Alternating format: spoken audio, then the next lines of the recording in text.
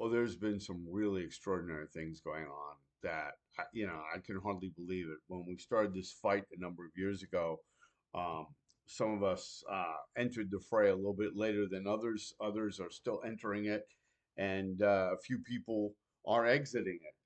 But regardless of where you show up in it, we are seeing now the cumulative efforts of a lot of people screaming about what amounts to amazing injustice out there. And occasionally you get these from people who enter the fray for just a period of time and they want to make their points known. And this I'm crediting to Reddit because we found it on Reddit. Somebody who is a Reddit user and also works with our group had suggested it to me. And I couldn't believe I've got 6 pages here, but I want to read you what this person wrote. Now, this person is not happy with the entrapment that many of us have gone through. They're not happy with the stings because it cheapens what this actual user went through, which is she was a victim of sexual violence and victim of trafficking and sexual abuse. And it really is pretty extraordinary how this works because this person has a lot to say and they have the street cred to do it. So I want to give credit to Reddit. Uh, I will put the connection down below, the link down below, and you can look at it yourself. But I want you to read it and hear it, and also look at the ad that she posts. This is an ad that we will that Chris Hansen in his new TV program, he and his or his producers are assigned and placed. And if you look at the ad, it's clearly not a child. It is a younger woman trying to look like a teen girl. And it's so obvious, it's incredible. But again, remember what happens is that the police start out pretending to be an adult and then they switch it up to a kid. And you're not allowed to be confused. You're not allowed to be surprised. You're not allowed to say, well, wait a minute, is this some kind of kinky, weird role play? All of which is legal, by the way.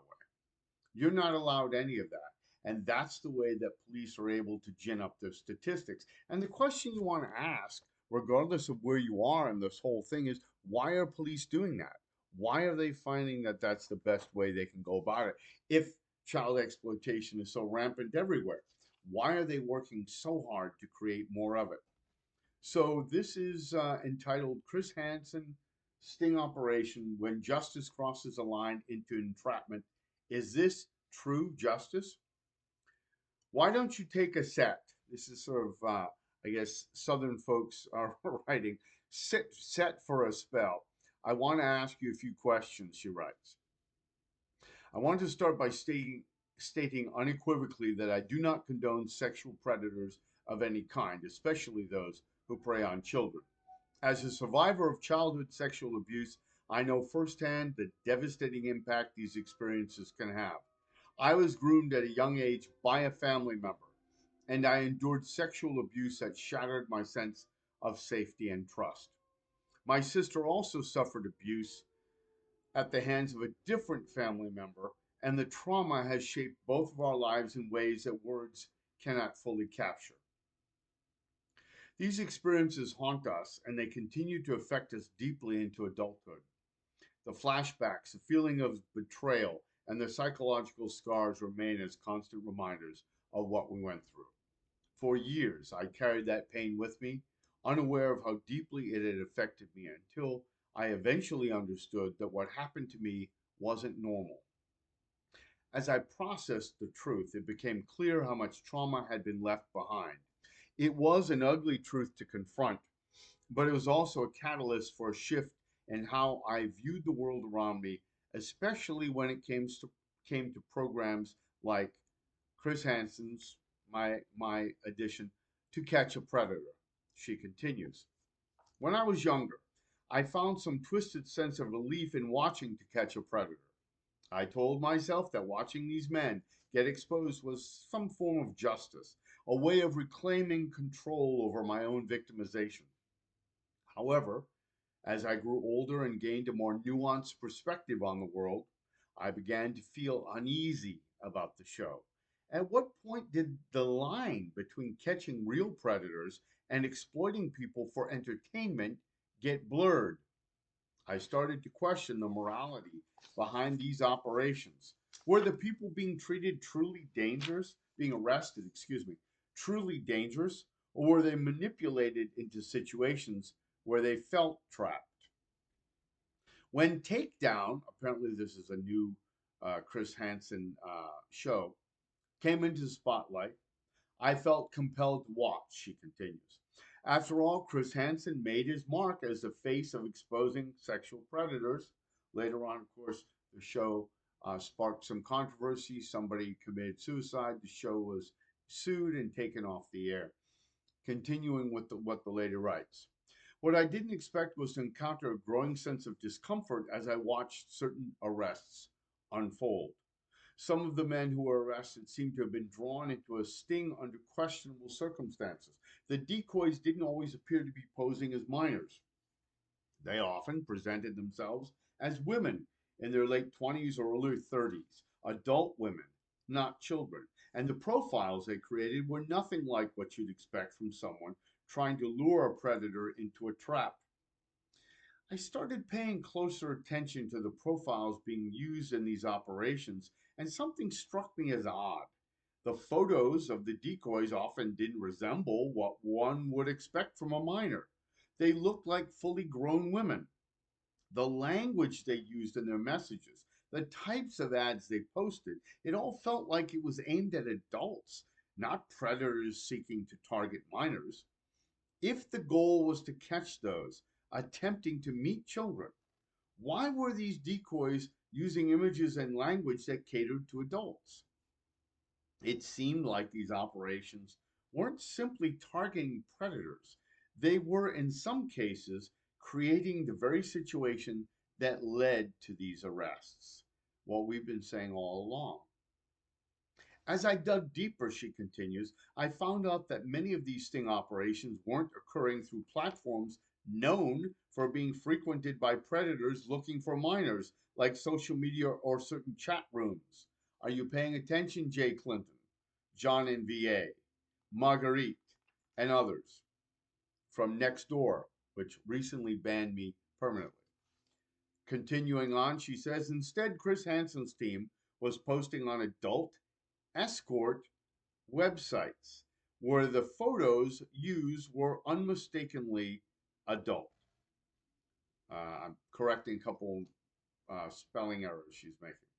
It was almost as though they were setting a trap for people who were searching for adult companionship, not for minors. The ads, which included age information, were clearly aimed at adult men, not potential predators. Or had they been manipulated into these situations?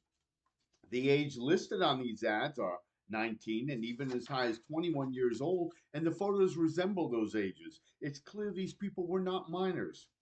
In one case, I tracked down an individual who had been arrested. This person, after being told the decoy was underage, expressed that he was no longer interested and said he was looking for an adult. Same thing that I said, same thing many said. But when the decoy, pretending to be the mother of the supposed minor, continued to pressure him to meet up, he showed up. This raised a troubling question. If he truly believed he was communicating with an adult, was he still a predator? Or was he the victim of entrapment, coerced into showing up by the decoy's continued pressure? What they will say is, well, I want you to see my daughter. I want you to talk to my daughter about sex and other such things if you're going to get me. So they find all sorts of very interesting ways. Why are they creating these virtue tests we've talked about before? She continues, then there was the issue of the locations. The majority of these operations took place in small, rural, economically depressed areas. It felt as if Chris Hansen and his team were targeting these communities where the lack of resources and education could leave people more vulnerable to manipulation. Were these areas chosen because their residents were easy to exploit, more likely to be lured into an enticing opportunity? I couldn't ignore the troubling financial aspects either. I learned that local law enforcement officers were paid for every arrest made during these operations. We brought this up many times. While compensation for police officers' time and work isn't inherently wrong, the idea that they were being financially incentivized per arrest raised alarm bells. If the goal was truly to protect children, shouldn't the focus be on the quality of the arrests rather than on the quantity or the integrity of the arrest? I would add. The operations felt more like a game of numbers, with each arrest contributing to the show's success rather than any meaningful protection of vulnerable children. As I looked further into the situation, again, this is a child sexual abuse victim speaking as an adult.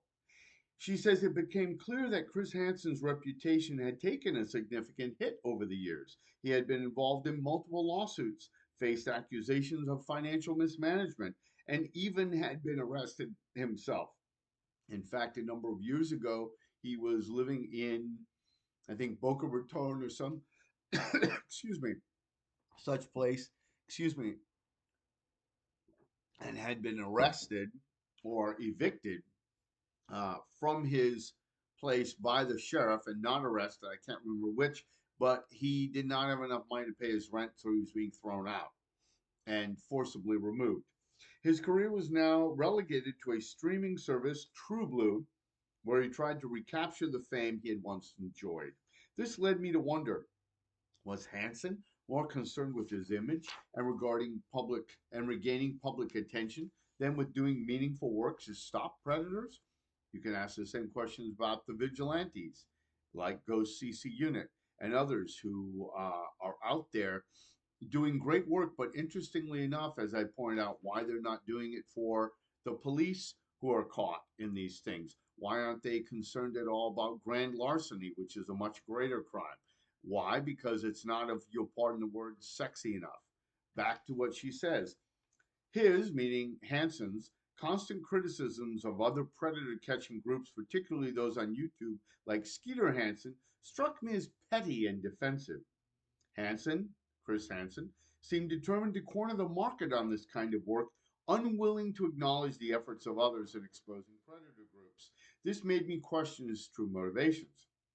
If the goal was to protect children, why was there so much focus on his personal brand? Why was he so resistant to the growing number of independent groups who were doing similar work, often more effectively? It seems like he truly wanted to corner his audience, posting only clips on his YouTube to get people to go pay for the streaming service he owns to air his self hosted show Takedown seemed a little odd. While he belittles like Skeeter, post full episodes for free. I posted on this and said I have no interest in making money on it. I just want people to get the message, and I'm posting it not only on behalf of me, but on a large network of others who are fighting these battles across the United States.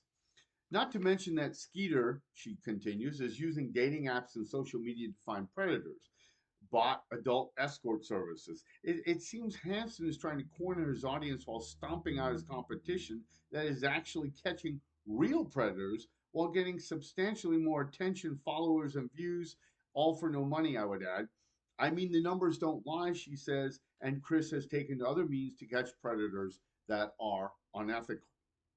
To add to the concerns, the locations of these operations are often coincided with political narratives, particularly surrounding immigration.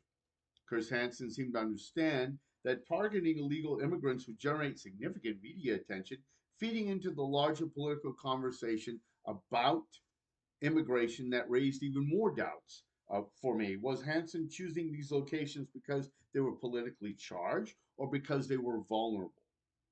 Was the focus on immigration undermining the legitimacy of the operation? Or it seemed like a dangerous game to play, one where real people were being exploited for the sake of sensationalism. What's more, the sheriff's departments involved were reportedly receiving substantial financial compensation for their participation. Officers were reportedly paid for each arrest, and the sheriff's office seemed to be using the operation as an opportunity to generate revenue rather than genuinely tackling the issue of sexual predators. This made it feel like the public service and was more like a money making venture for both Hansen and local law enforcement. It felt like the very system that was supposed to protect children was, in some cases, becoming part of the problem of child exploitation. I would add those last two words. The very system was exploiting children. The comments left on these videos further highlighted how misguided these operations seemed. Some viewers believed that every arrest was justified no matter the circumstances, while others questioned the morality of what was going on. For example, these comments read, another one that don't say the age until the guy in the area. It's so weird. I get they still show, but they used to do it within the first four messages. Just feels like to me it could be put the case in danger and possibly border entrapment. I'm sorry, I'm reading them just as she has them here. The format of the show has changed. Now it seems like I'm paying to watch Chris entrap horny idiots with poor comprehension skills, and that is not as fun. They're now baiting people and aren't revealing the chats verbatim. Do better, another one reads. The 19-year-old ad and the 31-year-old enticing the predator seems like a way to potentially trap or trick people. Why not have a decoy go to a chat room and say they're 15? Why all these extra factors? I made the same point. Why not just say, hey, I'm a child, come find me, I want to have sex with you? Why don't they do that? Because they won't get people answering the ad in the record numbers that they get now. Another one, I just like the way they start. If you're going to target underage, start with the age limit. Don't have a 30-year-old mom talk to a guy for 1 to 2 days and then be like, oh, my 15-year-old wants to join us. I just don't like that approach. I've seen different approaches on here, and this is just one I don't like. Reason being because the guy's intentions are to meet with a person of age of consent. But then they let their weak minded self get sucked into this. Maybe for once, I would like to see the guys who say no. Also, where are the women that do this? Well, we have people who say no, folks, and they get arrested anyway. Sometimes they come up to 4 years later. Sometimes they come months later. Sometimes they come the following week. They're going to do whatever they can to make an assessment of whether they can get a successful conviction. That's why they do it. She continues with some more comments that she's gleaned from these episodes. What's up with this season? We're creating new predators instead of catching existing ones. This guy would never went after a 15-year-old if he wasn't coerced. A good lawyer will get him out. As this show goes on, it feels more and more like a trap than ever before. Used to go in a chat room and say, hey, 15F for female USA, and the creeps came looking. But now they post on escort sites as adults, wait for a nibble, then after chatting them up for a day or two, getting them all excited and ready, then they swap in a child, quote unquote, who legally can't consent but socially is consenting, who is typically biologically sexually mature, and they will pay for their services. And then the person who's been baited, blue balled, and enticed is expected to make a logical choice based on legal precedents and not listen to the hormones and instincts inside of them. Exactly. Why are you playing virtual games, cops? Police, why are you doing that? Why are you deliberately setting people up? This isn't sitting there waiting for something to happen, as you claim. This is pushing, prodding, cajoling, working on their mind, working on everything to create a crime that it's not clear they would have done to begin with. That's the problem with these things. Another one. It used to be satisfying to see TCAP cleaning up the streets, but now it's feeling more like normal guys making bad decisions on a whim and because someone offered them a shit deal. This comment, she continues in her narrative, speaks of the concerns around these operations and the fairness of the stings. If these were truly about protecting children, shouldn't the operation be carried out with caution, fairness, and transparency? Uh huh. And should the focus be solely on catching predators, quote unquote, or also should it be on ensuring that the operations don't unjustly target vulnerable individuals? Well said. We've been saying that for years now. It's clear that the way these things were conducted on adult websites with questionable tactics and with financial incentives at play raise serious ethical concerns. Are we really protecting children or are we exploiting the vulnerable for sensationalism and profit? Folks, this is a woman who herself was exploited, who can see this for what it is. Not to mention all the scholarly research and articles that trolls and others absolutely refuse to pay attention to, and that politicians steadfastly ignore. They make all these decisions and don't bother reading a damn thing about it. She continues finally, as someone who's personally been affected by the trauma of abuse, I'm deeply disturbed by the ethical implications of these operations. They are not just about catching criminals, they're about how the process is carried out and who benefits from it. Are children really protected, or are they being used as pawns in a game to generate content, drive profits, and satisfy egos? I believe that the work being done to expose sexual predators is crucial, but it needs to be done with integrity, transparency, and a true commitment to justice. These operations, as they stand, raise far too many questions about their methods, their motivations, and their true impact on the people involved. The more I dig into it, the more I'm convinced that these operations are doing more harm than good. Bravo, we've been saying this for years now. Local news reports reveal that the sheriff's department in my area has been sent out of state for special training with other law enforcement agencies working with Chris Hansen, learning how to conduct these predator stings. In other words, learning how to get media attention for it. But shouldn't they already be trained to handle cases involving pedophiles and predators? Why is it necessary for them to receive training specifically for a show hosted by Chris Hansen? Why indeed? It's unsettling, she continues in the last couple of paragraphs, that they are not already conducting these types of operations on their own. It raises the question, why is Chris Hansen only hosting this show in a select few rural small communities? Could it be that he's making special deals with these areas? Could be. There's something deeply troubling about the whole situation. Here's a comment in one of the videos on True Blue suggesting that the sheriff department in the same video doesn't care about real predators in the area. I wish Blount County really cared about the real victims. Fact is, they don't. I had custody of my friend's 12-year-old daughter. While in my custody, I caught her talking with a man that was at least 35. He sent her naked pictures, knew she was 12, asked her to meet me at his church, Gethsemane, Gethsemane Baptist Church. I had more proof of all this than they have on this show, and yet they did nothing to the creep.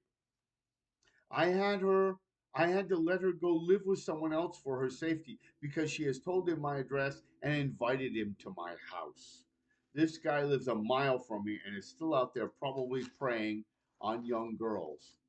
In the end, the methods used behind predator sting operations like those led by Chris Hansen and others raise uncomfortable questions about ethics, manipulation, and accountability. While the goal of protecting children from harm remains crucial, it's important that the approach taken in these operations doesn't compromise justice or fairness. As a survivor, I've come to understand that true healing and prevention comes from addressing the root causes of abuse, not just from punishing those who fall into entrapment.